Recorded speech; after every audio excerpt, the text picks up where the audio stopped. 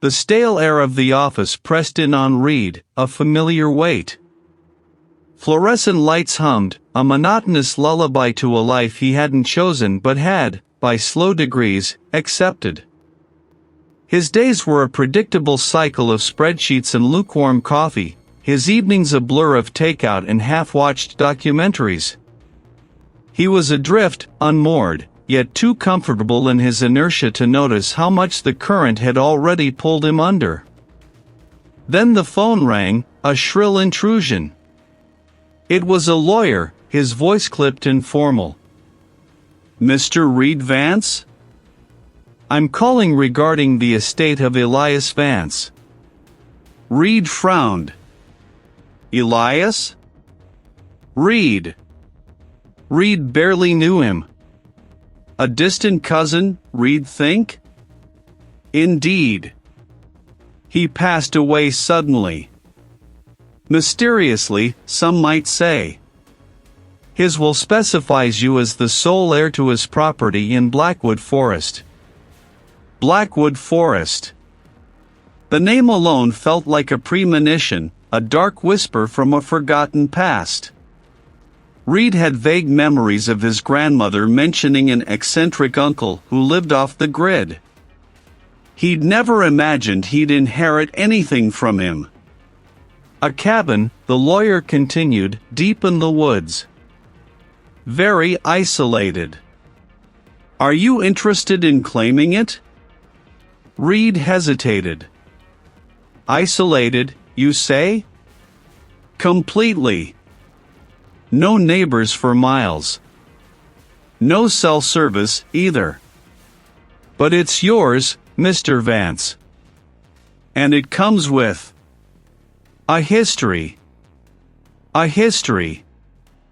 The words echoed in Reid's mind as he drove, the mundane world receding with every mile. The highway gave way to winding backroads, then to a barely there dirt track swallowed by an ancient, oppressive forest. Sunlight struggled to penetrate the dense canopy of oak and pine, casting the world in a perpetual twilight. The air grew heavy, smelling of damp earth, decaying leaves, and something else, something metallic and faintly sweet, like old blood. The track ended abruptly at a clearing. And there it was.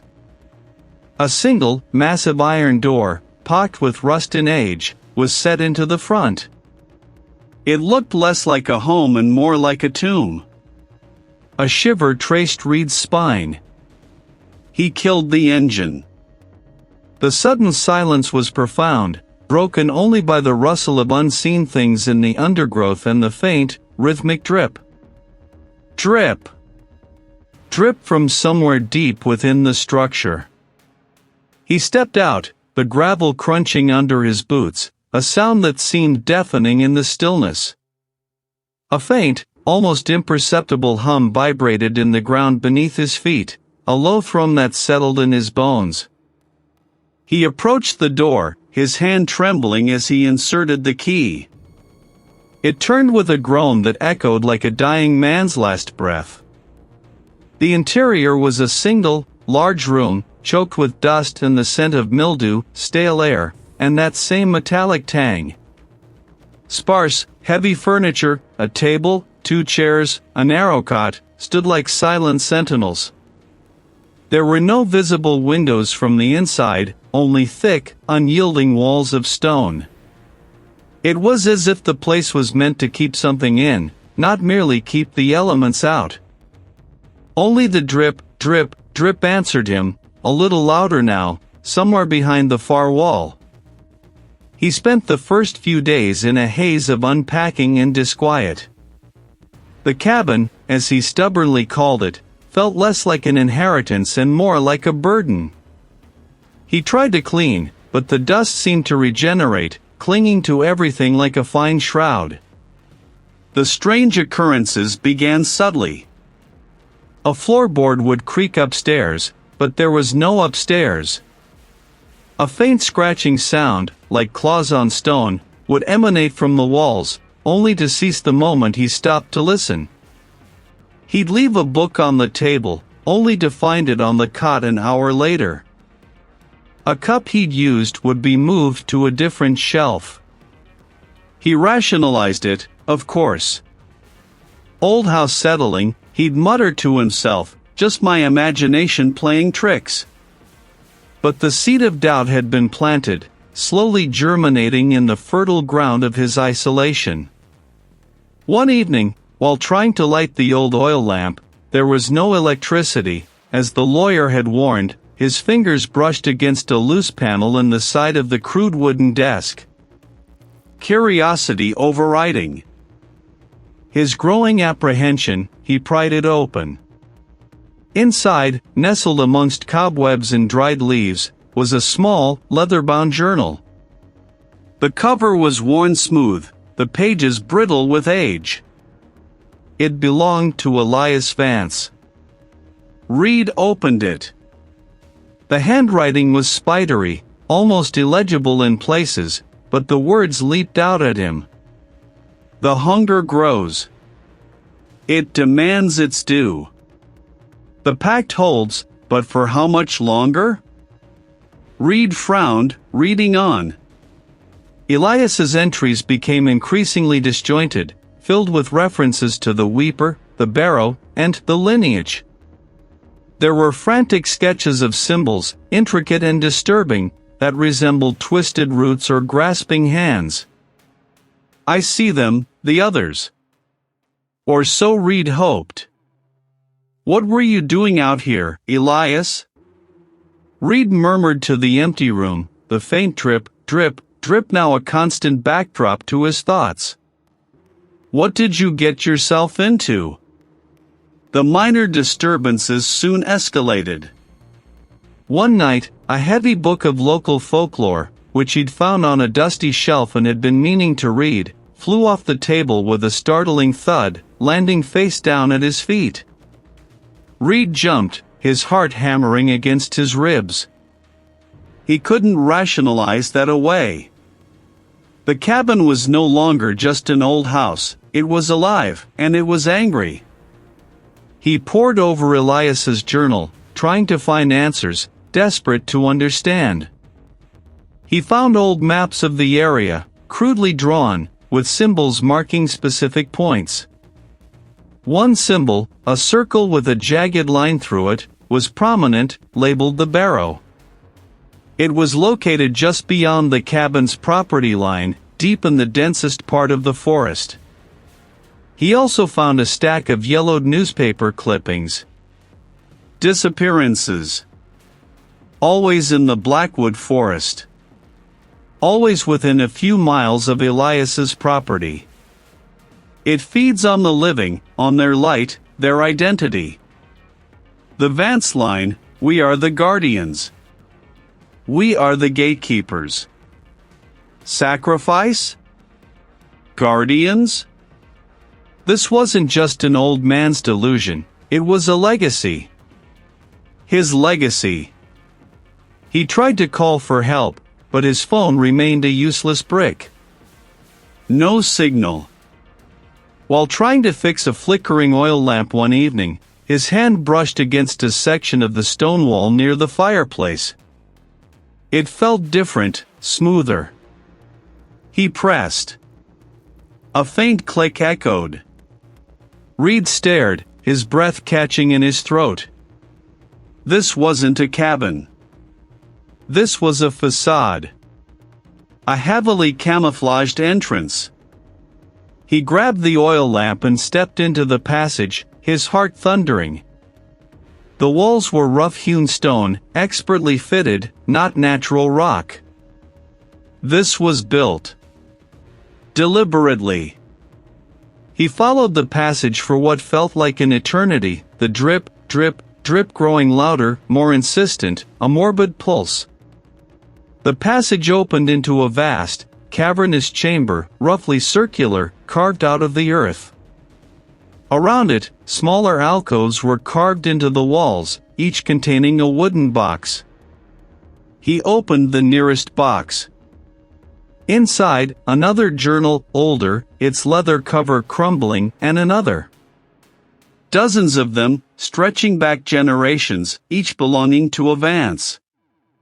He recognized the symbols from Elias's journal etched into the stone altar.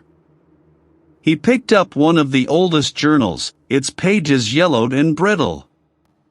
The handwriting was elegant, almost scholarly, from a man named Thomas Vance, dated 1888. The pact was sealed by our ancestor, Elias Vance, generations ago, Thomas had written. The land was cursed, the entity, the weeper, ravenous.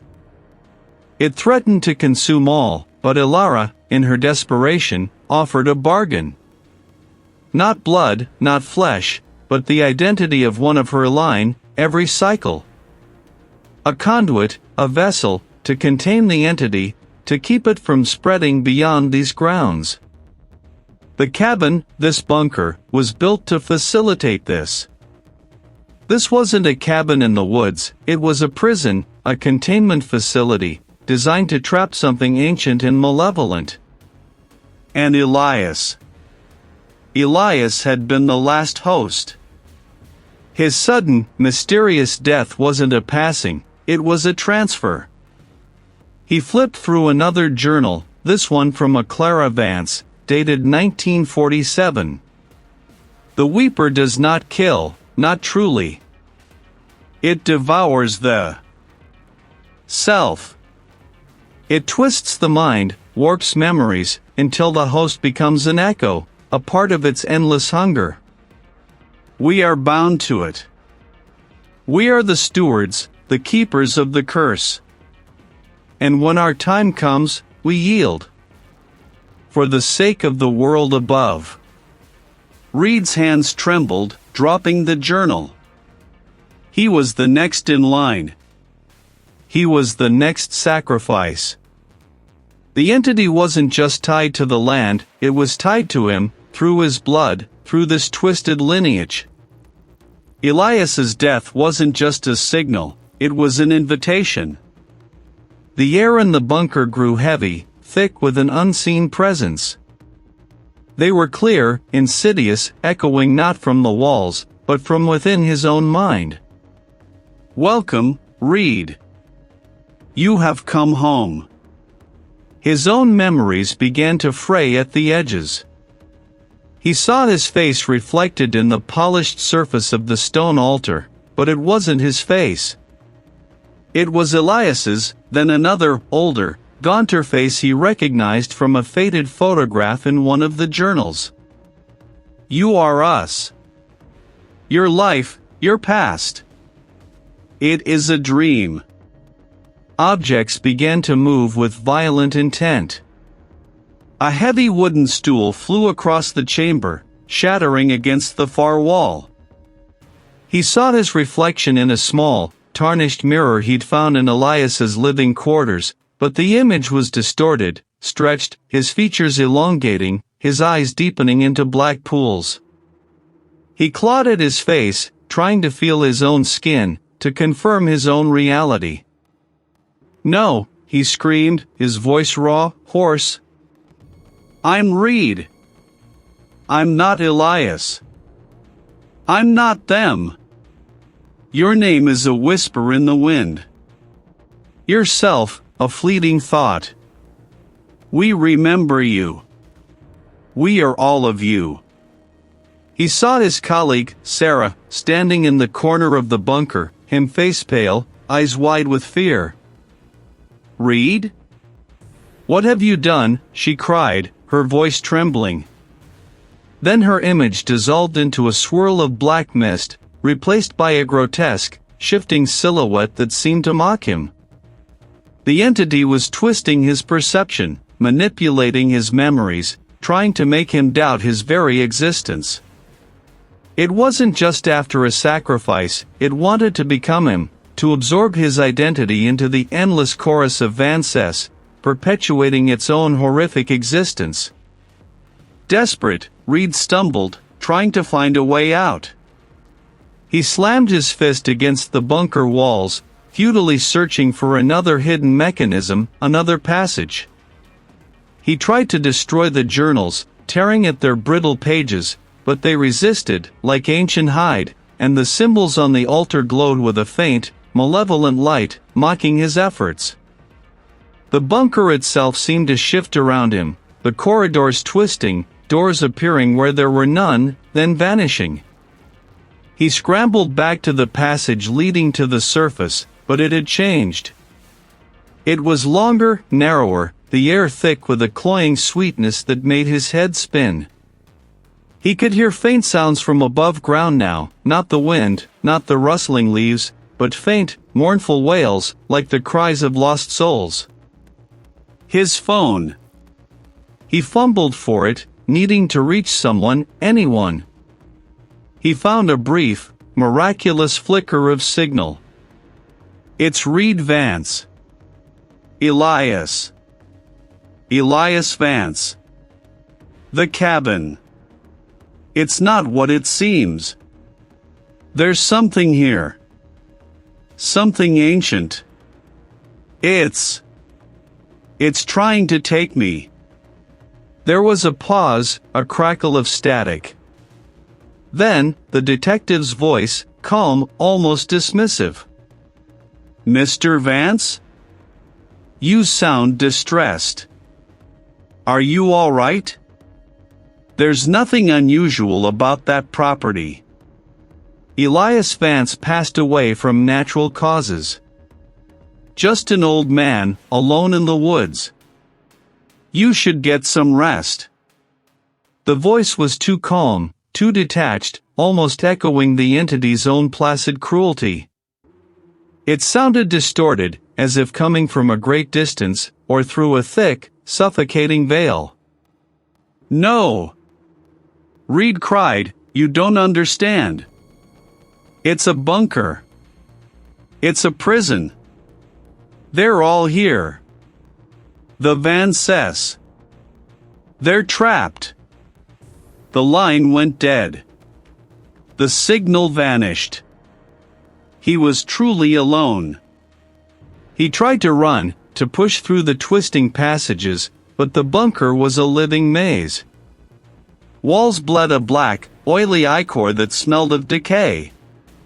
Spectral figures, pale and translucent, flickered in the periphery. Their features indistinct, but their eyes were filled with the same ancient weariness he'd seen in Elias's reflection. Join us. Become us. Reid stumbled into the central chamber again, exhausted, his sanity fraying like old rope. He looked at his reflection in the altar, and this time, there was no single face staring back. It was a shifting mosaic of faces, Elias, Thomas, Clara, countless others, their features merging, dissolving, reforming. You are ours. You are us. You are the weeper. He closed his eyes, the metallic tang of the air filling his lungs, the low hum resonating through his bones, no longer a vibration, but a part of him.